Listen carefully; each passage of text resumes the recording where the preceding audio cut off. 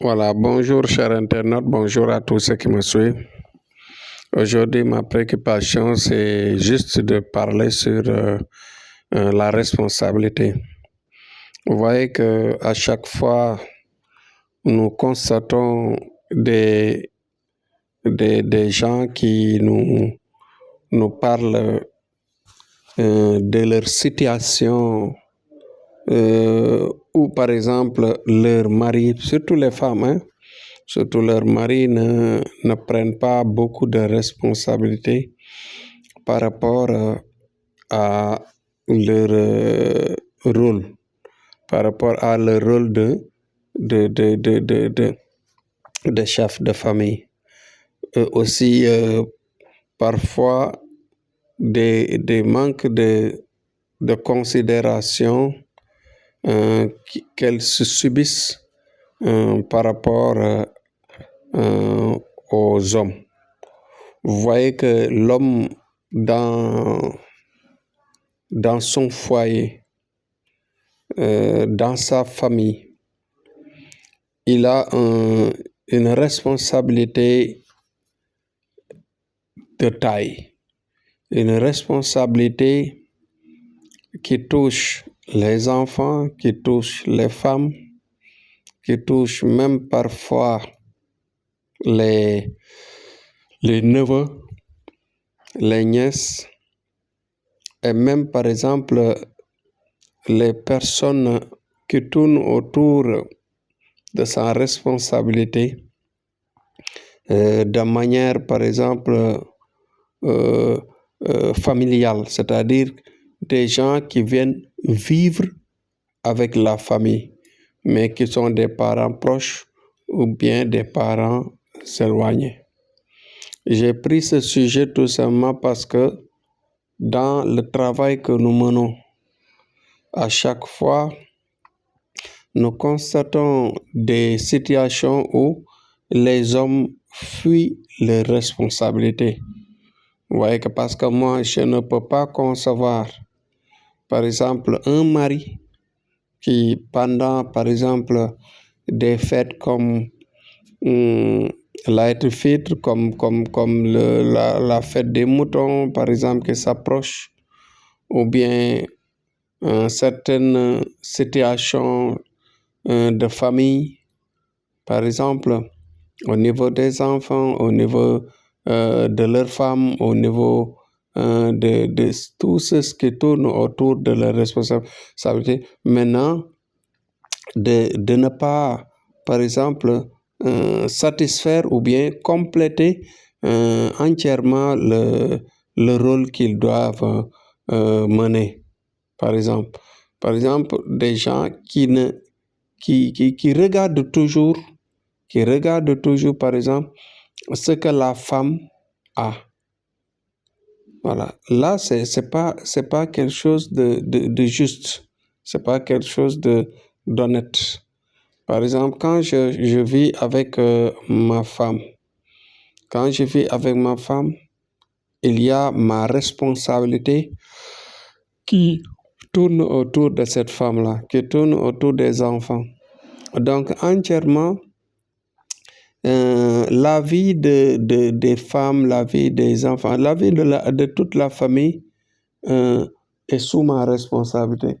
Et maintenant, ce qui est plus dangereux, à chaque fois de regarder ce que la femme a. Ouais. Toujours attendre que la femme, par exemple, dépense à ta place. Ouais. Cet acte-là est un acte vraiment ignoble dans la mesure où, par exemple, la femme, par exemple, qui devait, par exemple, compléter, aider l'homme dans la famille, dans le ménage, maintenant, elle peut arriver à un moment où, par exemple, elle peut constater le manque de responsabilité, par exemple, de son homme, et ensuite commencer par exemple, à fuir ou bien à orienter ses économies ailleurs. Par exemple, de ne plus avoir, par exemple, le courage d'investir dans la maison.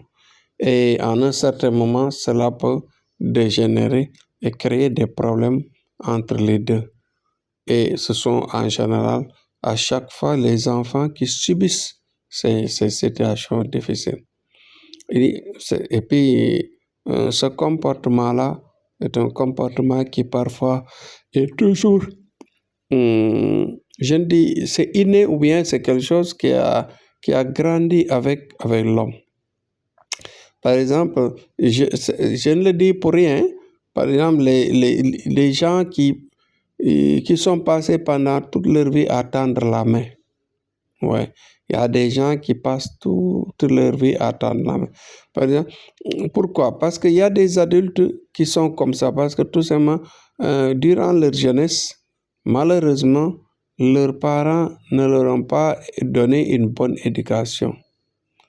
Ils les ont laissés dans les rues, comme les talibés que vous connaissez, les enfants de la rue, qui passent tout leur temps à manger, à tendre la main.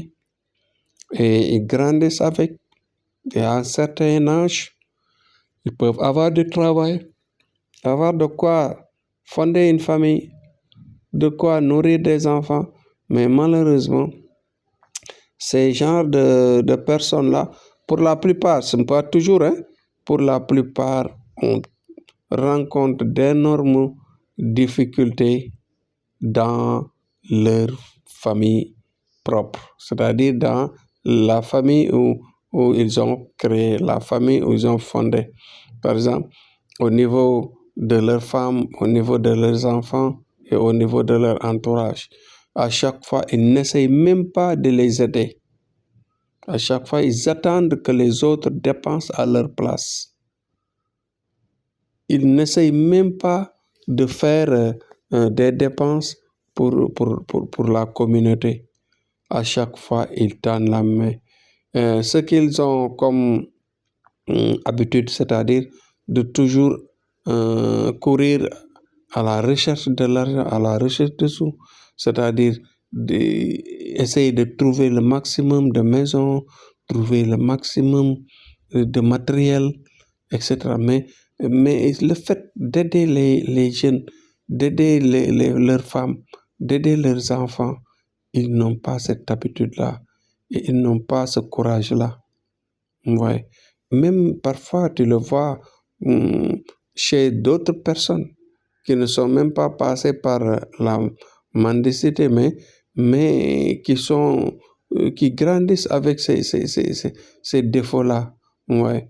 Donc, jusqu'à ne pas avoir, par exemple, fuir ses responsabilités, jusqu'à ne pas avoir de femmes. C'est-à-dire, il y a des gens qui fuient les responsabilités, qui refusent ou bien qui ont peur de prendre des responsabilités et qui cela peut les pousser à ne même pas se marier, à ne même pas avoir des relations avec les femmes parce que tout simplement, ils se disent que quand ils courtisent ou bien quand ils épousent, ils vont dépenser, ils vont partager leurs biens, leurs sous avec les femmes, avec les gens. Et ils vont fonder des familles et maintenant se partager de leur sueur avec les autres. Donc, ce mal comportement-là est un mal à souligner. C'est un mal à souligner. C'est-à-dire, ce qui est important dans mon discours, c'était de faire croire, de pousser à prendre conscience que cet acte odieux-là, est un acte à bannir. Ouais. Quand on est dans une société, on doit prendre toutes nos responsabilités par rapport à nos familles, par rapport à nos enfants et par rapport surtout à nos femmes qui ont quitté leur famille pour venir partager avec nous les hommes et c'est-à-dire accepter d'avoir des enfants avec nous et de laisser leur famille pour nous. Donc là, il faut les aider, il faut dépenser pour elles, il faut les appuyer, il faut bien sûr les nourrir, les habiller et bien sûr subvenir à leurs besoins de tout bord. Quand elles ont par exemple même un salaire, il ne faut même pas regarder le salaire. il faut faire ce qu'on doit faire et prendre ses responsabilités pour ne pas avoir cet acte de fuir à chaque fois son rôle dans la famille. Et il ne faut pas fuir son rôle dans la famille parce que cela est un acte ignoble, comme je le dis. Cet acte-là, c'est un acte à bannir. Il faut toujours faire ce que l'on doit faire, essayer autant que possible d'aider sa femme, d'aider ses enfants et de faire exactement ce qu'on doit faire, c'est-à-dire d'assurer son rôle, de dépenser, de partager pour sa famille, pour sa femme et pour ses enfants. C'est ça qui est important et c'est ça que je voulais souligner parce que pendant ces fêtes, des moments de fêtes religieuses, à chaque fois, il y a des disputes dans nos familles, il y a des querelles dans nos familles, il y a des déchirures sociales et même des séparations parfois. Donc, les hommes, soyez humbles, soyez sérieux dans vos responsabilités. Et ensuite, du côté des femmes, et parce que les femmes sont toujours des femmes braves, nos femmes braves là, il faut qu'on les aide, il faut qu'on les accompagne. Et bien sûr, en leur disant que personne ne peut assurer tout dans la famille. Mais le minimum, c'est à l'homme de gérer ça. Si, même parfois, si la femme a un salaire, a ses revenus, il ne faut pas regarder ça. Seulement, elle peut nous appuyer, elle a le devoir d'appuyer, elle a le devoir d'aider ses enfants et d'aider son mari, mais ce n'est pas obligatoire, ce n'est pas quelque chose qui est obligatoirement condamnable. Voilà, c'était le discours d'aujourd'hui, juste pour faire comprendre aux gens le mal qu'il y a dans la fuite de ses responsabilités. C'était Thierno Amadou, Inch'Allah, à demain.